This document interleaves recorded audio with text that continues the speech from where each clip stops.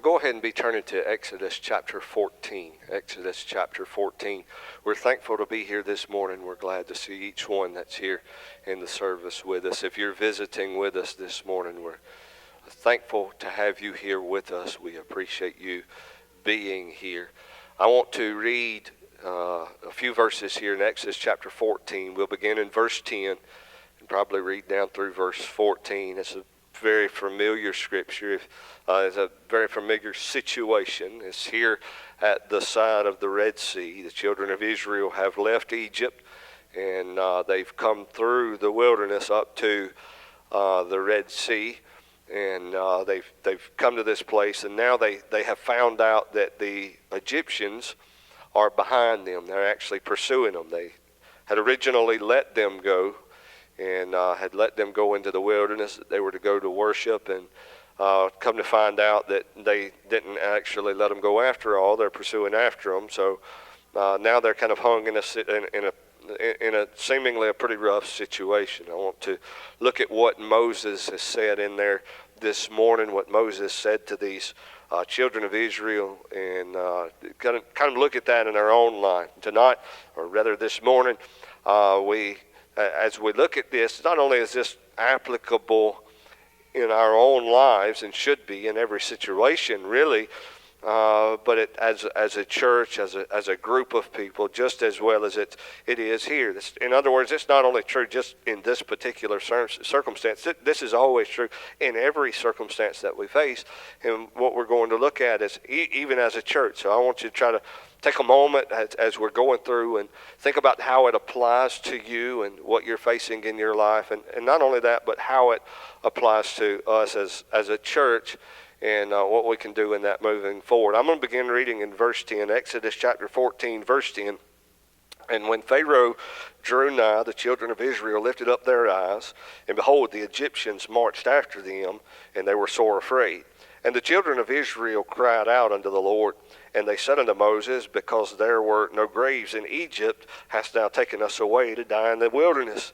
Wherefore hast thou dealt thus with us to carry us forth out of Egypt? Is not this the word that we did tell thee in Egypt, saying, let us alone that we may serve the Egyptians? For it had been better for us to serve the Egyptians than that we should die in the wilderness. And Moses said unto the people, fear ye not, stand still and see the salvation of the Lord, which he will show to you today. For the Egyptians whom ye have seen today, ye shall see them again no more forever. The Lord shall fight for you, and you shall hold your peace. I'm going to stop there with verse 14. Now again, this is very familiar to us, and so we want to take a moment to kind of dig into this a little bit more. But first I want to set the stage, if you're not aware, at least maybe a couple of things that we want to make mention of to remind us exactly what's going on in this situation. The children of Israel, again, have come to the shore of the Red Sea. Now this is not just the circumstance where they're at the shore of the Red Sea, and you know, the Egyptians are coming behind them. They say, well, maybe we should just run and we can go. That's not the case, because if you look at the particular area where they came to the edge of the Red Sea, they were in a mountainous region, and the trail, if you will, the path that they used to get in there was a very narrow path. Now, I don't know how much how narrow is. I mean, they're moving millions of people,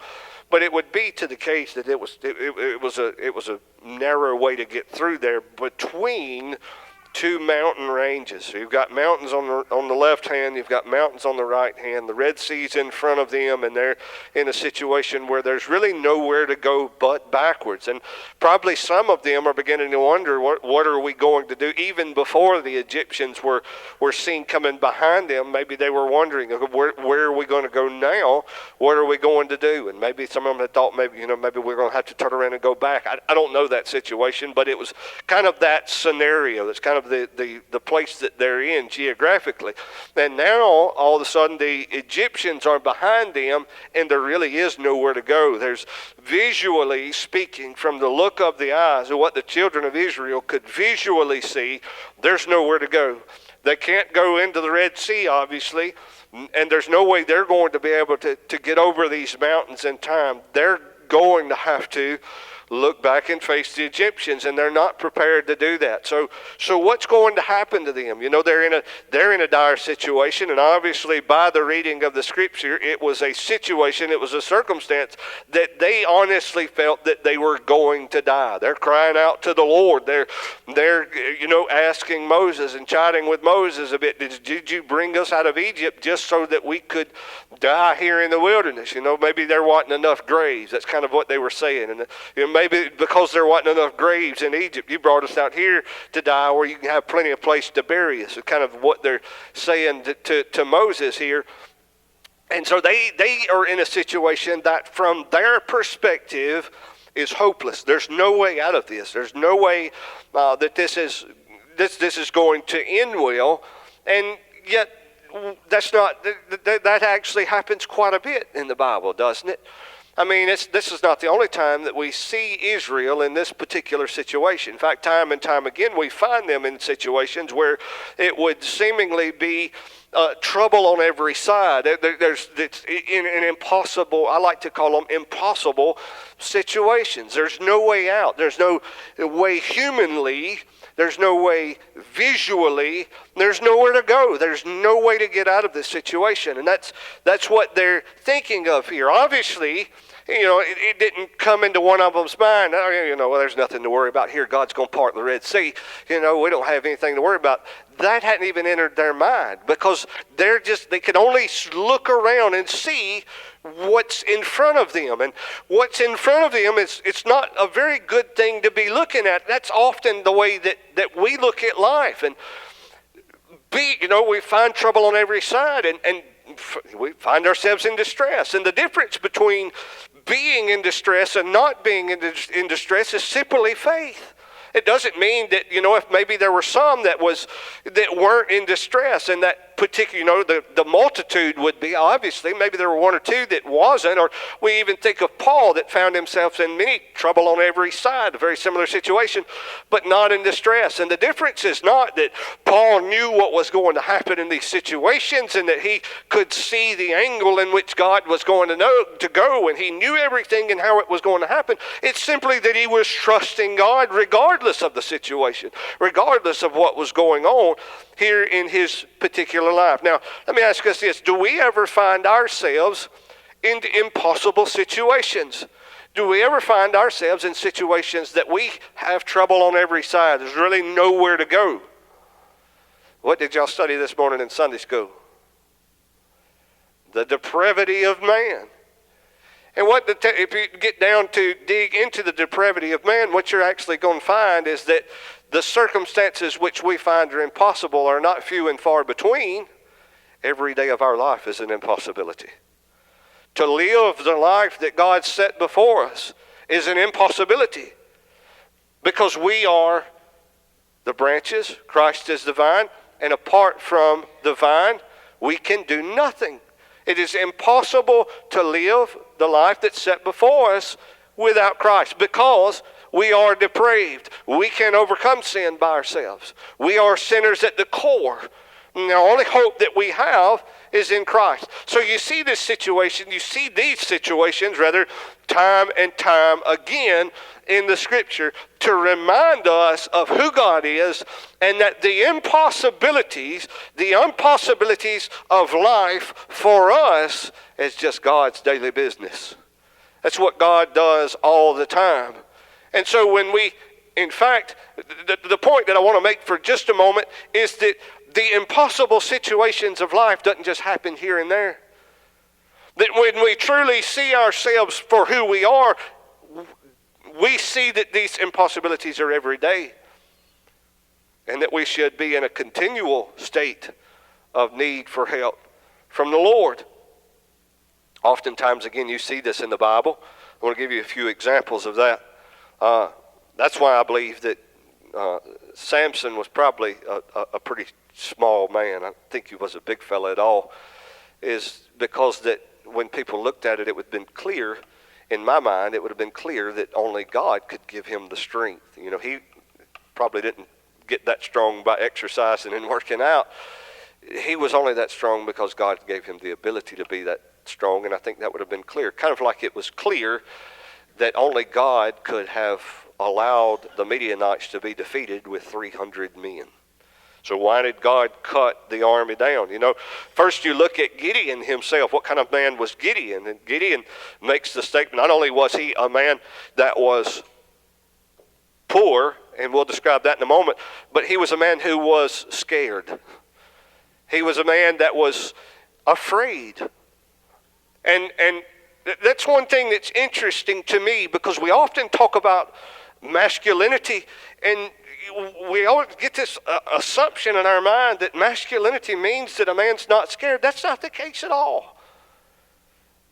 Being a man means you can be scared and still be biblically masculine. In fact, all through the Bible there, in fact, God calls Gideon a mighty man of valor. And yet this is a man who's threshing wheat by the winepress. Well, why was he doing that? The winepress was obviously in the valley, because that was the place to put it. You didn't want to roll and carry all these grapes uphill. You carried them downhill. They would plant the grapevines, vineyards up on the hills, and they would carry the grapes down to the winepress, which was in the valley. And so he's threshing wheat in the valley, which would have been extremely difficult to do because there's obviously not typically wind in the valley. But he was doing it because he was scared of the Midianites. And so that gives us an idea of afraid of his enemy, of the temperament or the personality, a little bit of Gideon. And just because he's afraid doesn't mean that he's not a man. But the idea of manhood is that he's willing to do what he needs to do in spite of how he feels. That's true masculinity, is that he's willing to stand up and to accept the responsibilities of what God has given him to do, regardless of how he feels. It's amazing, the people that look at me in a pastor and they say, well, see, it's the difference is you don't have any problem getting up in front of people. Yeah, I do. Just as much as anybody else does. I don't like it. I've never been one to want to be up in front of people. I'm not trying to imply that I am anything by any means. But my point is, we all have things that we face that we don't particularly care to endure and we don't really like. But being a man means that we do what we're supposed to do in spite of it, in spite of those things. So what kind of man was Gideon? Well, the Bible defines him as poor. He was of the poorest tribe, the tribe of Manasseh, and he was of the poorest family of the poorest tribe. So what does that mean? The word poor biblically, I don't think it's talking about his financial standing. When you talk about a cow out in the field that hadn't been well fed and it's kind of scrawny, hadn't been properly taken care of, and there's not a lot of food. You can see the ribs on her back and all that. We define that as that's a poor cow. In other words, that she's not of a big stature. She's not healthy. That's kind of the idea of it. That was the place of Gideon. He's not a big fellow. He's not somebody to. And I think when the Lord called him a mighty man of valor, it would have almost probably just stunned him. You're talking to me? Because I don't think Gideon would have looked at himself in that way and looked at himself in that light. And then God taking, and you say, well, maybe Gideon's like, okay, well, maybe the Lord used because, I do have these 32,000 men that I can depend on. And then God takes away 22,000 of them, and then 9,700 of them, and you got 300 men. You're going to defeat the Midianites with 300 men. And you say, well, that's completely impossible. That's the point. Because when we get done, they're going to know that I gave the victory. And yet that's not the only time that takes place. It takes place in every scenario. Why? Because God's strength is made perfect in weakness. And so it's always in weakness that we see the strength of God prevail. And so often God will allow us to come to these situations where we realize the impossibility of it and we see that there's nothing that can be done. And that is the time that we truly cry out to God. And that's why it's so important to think soberly, as the Bible says, that we're to humble ourselves. Why? Because we're to realize that really every situation in life is an impossibility. Can we handle the pressure of life? We can't. Humanity cannot handle the pressure of life that's thrown at us. Sometimes it's absolutely amazing to me, not the number of marriages that end in divorce, the number of marriages that are successful. Because it's difficult. You got a couple of people that are extremely willing to not give up.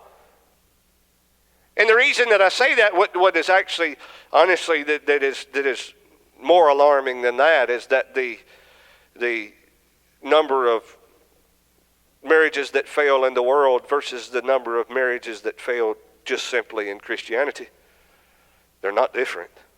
In fact, they're fairly close to the same. And that's really a shame, because we have Christ. And Christ is the only one who can overcome these circumstances. We can't handle the pressures of life in either way, but we do have, those of us that are saved, we do have Christ who can overcome. And yet that's the point. That through Christ we can overcome the pressures that the world cannot get out of. Well, we often, and that's kind of the statement. How many of you have heard the old saying that God's not going to put on you more than you can bear? The truth is, we can't even bear life itself. Why do you believe that the drug problem in America is so bad? Because people can't handle the pressures of life. Today we are in a hopeless situation. That's what I'm trying to help us see. That our lives are hopeless as well. Not only is it hopeless for us as individuals, it's hopeless for us as the church. There is nothing that we can do of our own selves to accomplish anything in life, in church work, in any area apart from Jesus Christ. So what does that mean? That if you truly believe that, then there's every moment of your life you're going to be crying out for help to the Lord to help you through these situations, to help you as a member of the church to be who you need to be for the church, to help you as a father and as a husband to be the man that you need to be, because you can't do it apart from yourself. I had a man come to me the other day, and we were just discussing some things, and we have we have a relationship where we can discuss anything, and he's pastoring a church, and it's kind of a church that he's thankful to be at, and he's and not that it's different than any other one, but it's just a good place to be, and he's enjoyed it. And he said, "I want you to do me a favor," and I said, "Okay." He said, "Pray for me that I could be humble, and that I would never get prideful in what the Lord's blessed me to be able to do." I said, "I want to give you a piece of advice." And I said, "You cannot do what you're doing and stay humble. You cannot. It's impossible for you. Don't be deceived and think that you're different than the pastors before, or that the pastors that you've seen, or any situation. Don't think that you can accomplish this. Don't think that you can do this and be humble." My point to him is that it's impossible for you.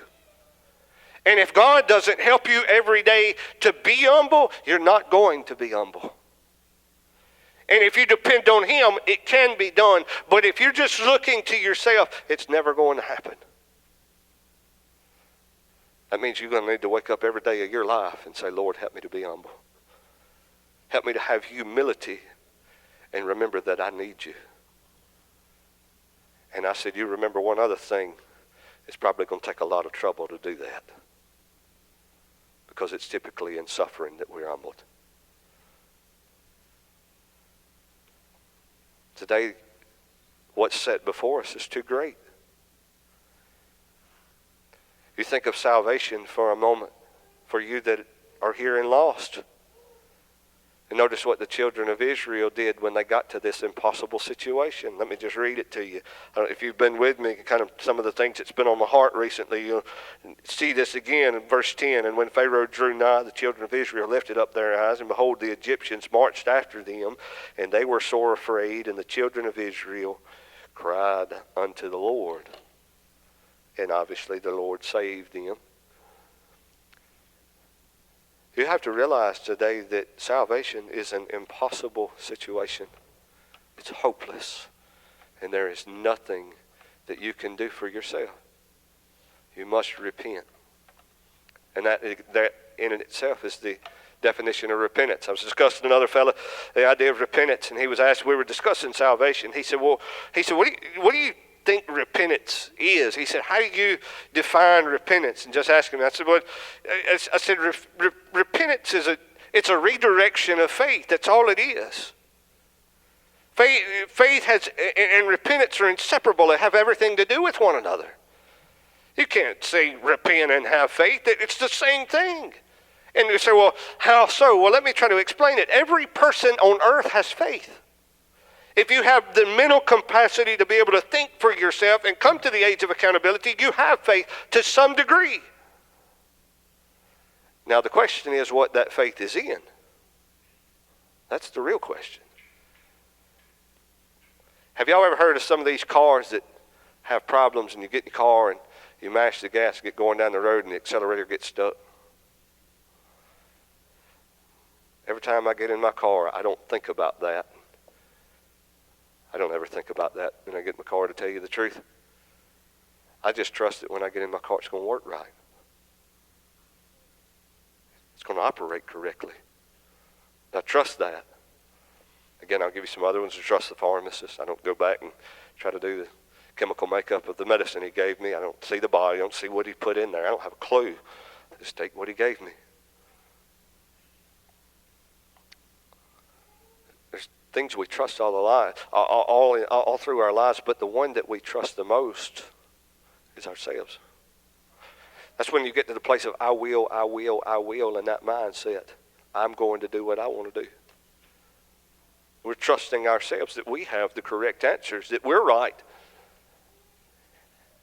And any person who refuses the Lord Jesus Christ is trusting themselves. You say, well, how so? Because they're trusting that they have the proper answer to life, and it's different than Christ. And that salvation, they're going to be fine just like they are.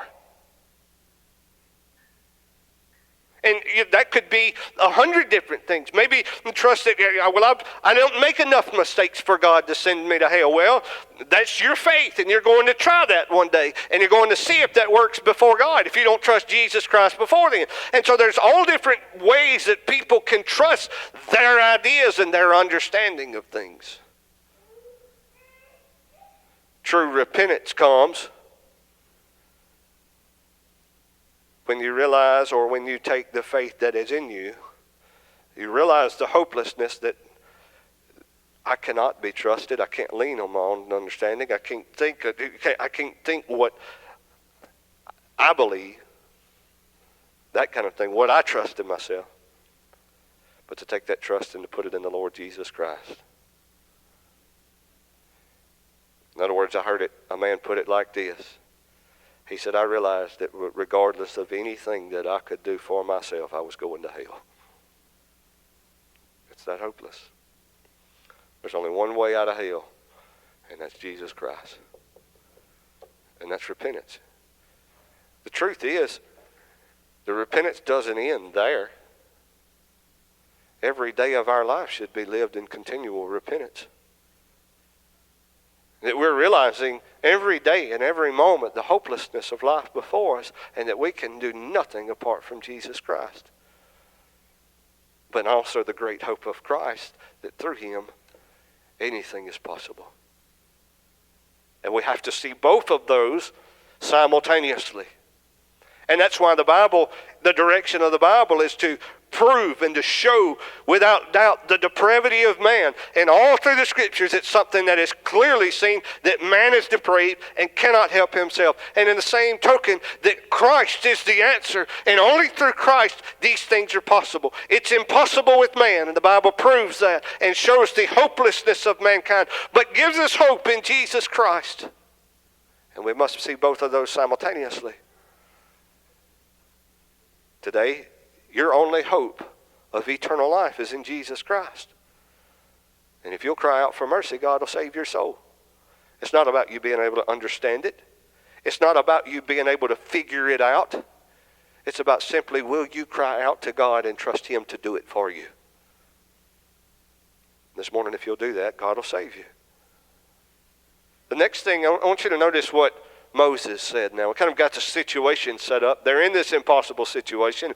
We find ourselves in the impossible situation. I want you to notice what Moses said in verse 13. Moses said unto the people, he said, fear ye not. The first thing he says here, and he tells them, is fear not.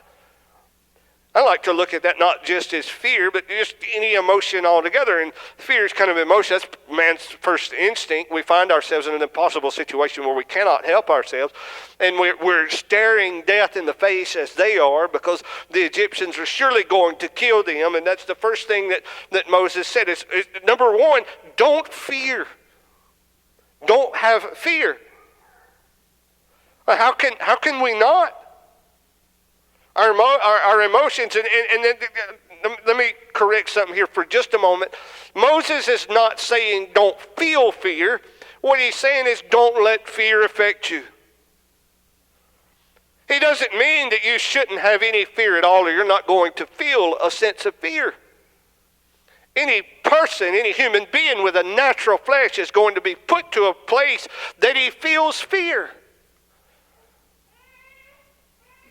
Every man.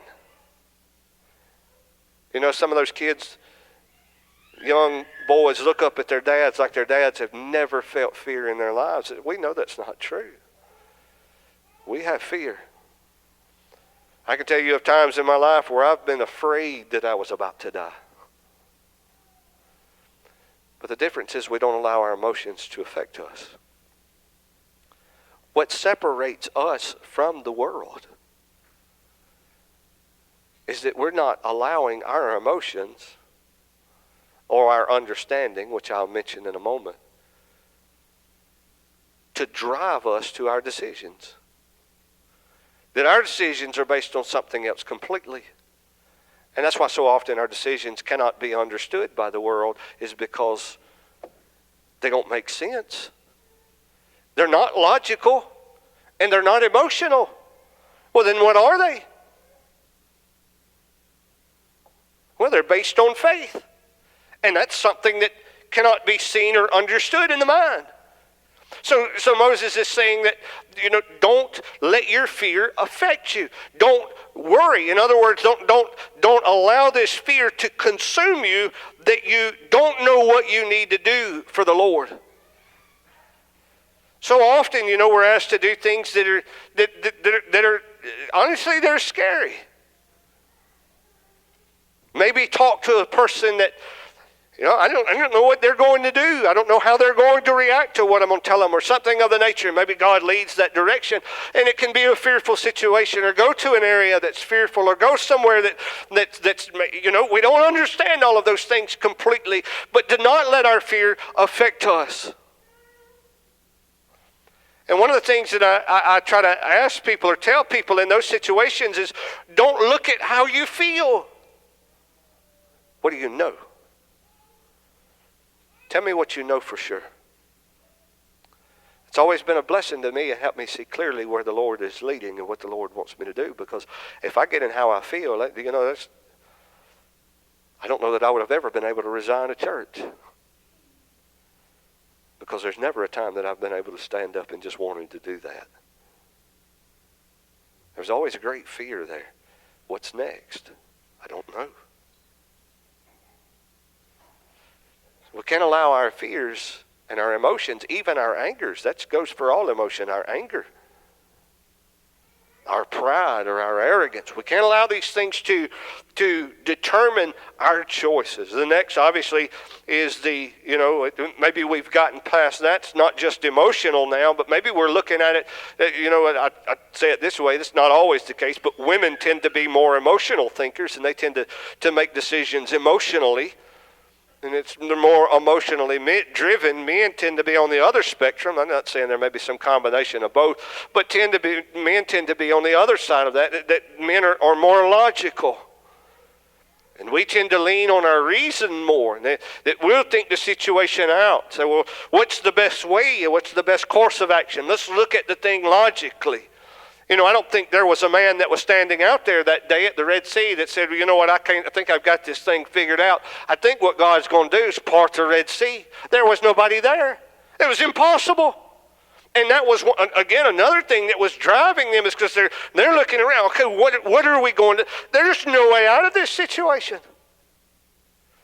There's no logical explanation, and yet so often we lean upon our logical understandings of situations.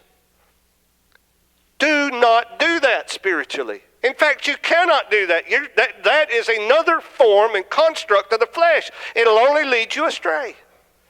So again, you go to, what is the Lord leading? What is the Lord showing? What does the Lord want? I may not understand it, but my understanding is not necessary. That's one thing to me that's absolutely amazing, and I love it. I remind myself of it. How often do I get up here and a message on my heart? That's, what in the world is the Lord doing with this? Why does He want me to preach this? I don't know. I don't have a clue. But that's what's wonderful. God knows. And He has a purpose. So often we get to the place that, I'll tell you one thing that I've faced as a pastor that has been absolutely shocking to me. I surrendered to preaching. I thought everybody was of the same mind. We're just going to follow the Lord. That's one of the things we pride ourselves on as Landmark Missionary Baptists. We're going to follow the Lord. It's the Spirit of God that's leading us, not logic, right? I heard a church that made a motion the other day that they would not accept a pastor that doubled anymore. Man asked me about it. What do you think about that? It's been an interesting deal. I've had to deal with that more than I thought. For me, it was just growing up. That was just a normal thing. Every church I've been in growing up had a doubling pastor. I said, well, what do we do about that situation, I'm going to tell you the truth. As a pastor, I'd have had a whole lot of trouble moderating it. They say, well, why? That's probably one of the most unspiritual motions that I've ever heard made. How? Because what you just said, in layman's terms, is I'll accept the will of God as long as it meets my understanding and what I think. But if it falls outside of that, I'm not going to accept it. At the end of the day, we are to be led by God, and that's what these understandings is what breaks us down. It what rips us apart as a church, because this one thinks this, and this one understands this way, then this one thinks another thing, and we all have our own thoughts and understandings and emotions and feelings, but at the end of the day, they say, well, God led it this way, then let it be.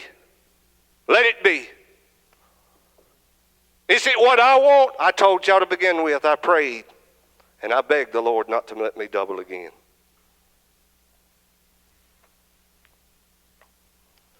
But the Lord didn't ask my opinion. So what next? Lord, don't ask me my opinion. I'm gonna get on board with what the Lord's asked me to do. Why? Because if I don't, I'm gonna suffer for it. And at the end of the day, if I suffer for it, you'll suffer for it too. So does it make sense? Let's go to that one for a moment.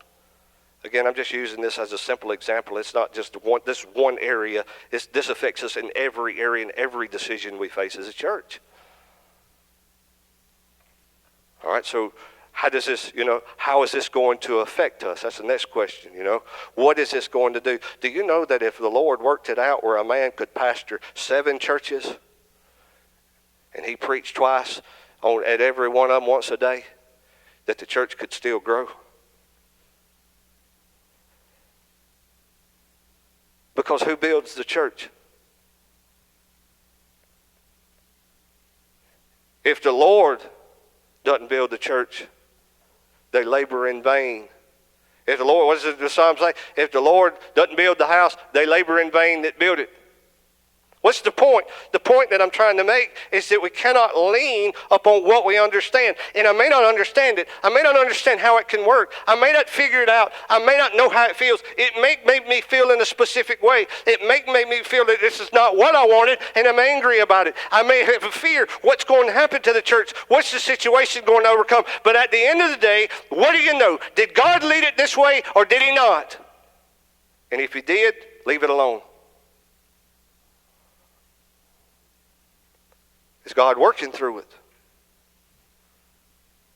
So then what does Moses say? He says, well, don't fear. That's the situation that we find ourselves in, because obviously we're afraid what's going to happen in this impossible situation that cannot work out. What is going to happen in this with either my life, and I can't be the husband that I need to be. I can't be the father that I need to be. I can't be the man that I need to be. I can't be the pastor that I need to be.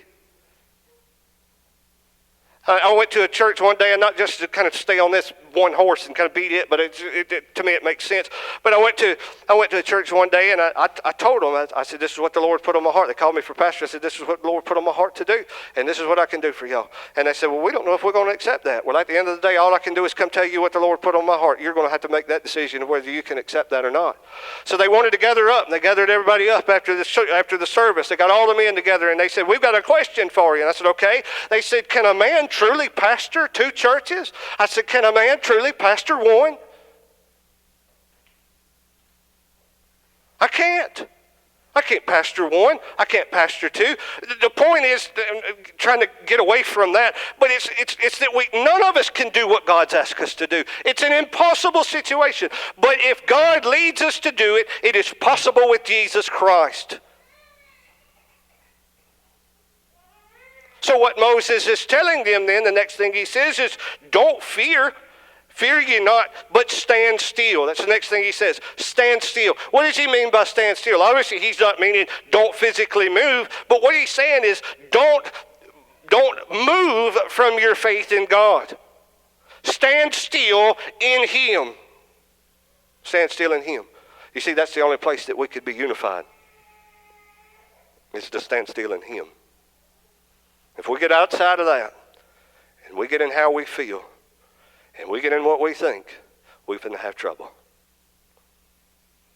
And I'll tell you something. We need to take a long look at ourselves and make sure that we're on board with what God's doing here. Are we truly unified as a church? And if we're not truly unified, then we need to look in the mirror and say, am I the problem? Every one of us. Because there's only one place, and that's to say, I'm going to let Lord lead this thing. I'm going to let the Lord fight the battle. I'm going to let the Lord do what He's going to do. What Moses is saying in stand still is that even in our personal lives, is we've got some things that we've been kind of looking at in our personal life, and some decisions that we've I don't know, may have to make in the future. And it'd be some good things if the Lord led that direction. We're fine how we are, whichever way. And so me and Crystal have kind of been discussing it. And the other day we were sitting at the bar, and she said, what do you think that we need to do? And it just as quick as she answered, that's the first thing that come to my mind, is that I don't know what to do. I don't know how, I don't know how the Lord would work this out. Yeah, I feel like He's leading this direction. I do. I feel like that's the way that the Lord's going. How we get there, I don't have a clue. I can't figure that out. That's kind of like where the children of Israel are. Maybe you find that stuff in your life as well. This is where He wants me. This is where I think the Lord's leading. But how do we get to that place? Well, I don't have a clue. Did God bring us out of Egypt so that we would die in the wilderness? Absolutely not. And so, what's He going to do? Well, I don't know, but we're going to stand still and we're going to wait, because God's going to answer. I'm going to trust in Him. And then He parts the Red Sea. And by the way, what's wonderful about this is every time you find an encouragement from a man, you get Joshua's trying to encourage the people. You get Stephen trying to encourage the people. All throughout the Bible, you find men who are looking back and trying to encourage the people about what God can do. Guess where they come back to? every time they come back to the Red Sea. He parted the Red Sea. He parted the Red Sea. Why do they keep saying that? Because God can do what is impossible. And while it looks in our lives like we're never going to be able to get through this, what looks like as a church that we're never going to make it through this, let me tell you what, if we're on the board with the Lord and we're doing what the Lord has us to do, then we just back up and let God work. Stand still and see the salvation of the Lord. Today, God can fight our battles. That's one of the most wonderful things as a pastor. As I've learned, I don't have to go out and I don't have to fight all of these things.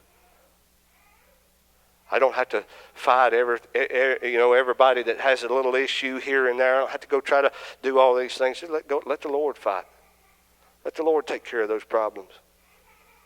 Let the Lord handle these things. And so Moses says, stand still. In other words, keep your faith in God. And then the next thing he says is see the salvation of the Lord. Notice what he says in verse 13. Fear ye not, stand still, and see the salvation of the Lord, which he will show unto you today.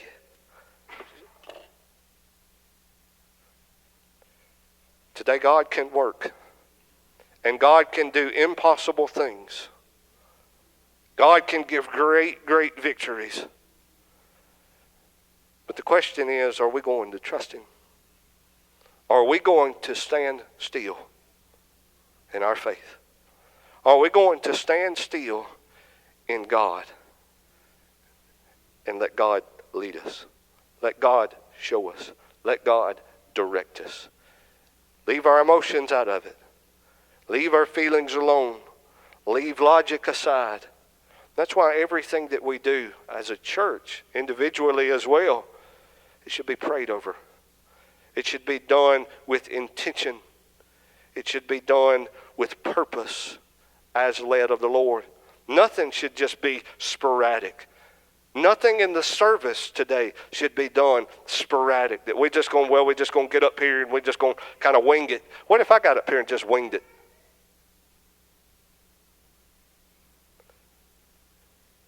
Well, we're not to wing it. It's to be prayed over. It's to be sought over. This is the Lord's service. And we're here to worship him. And it needs to be done with intention. And so we trust the Lord and we look to him. And we let him lead. And then we let him fight the battle. And let him win. One of the things that I've stewed over so many times, and I'm so thankful for,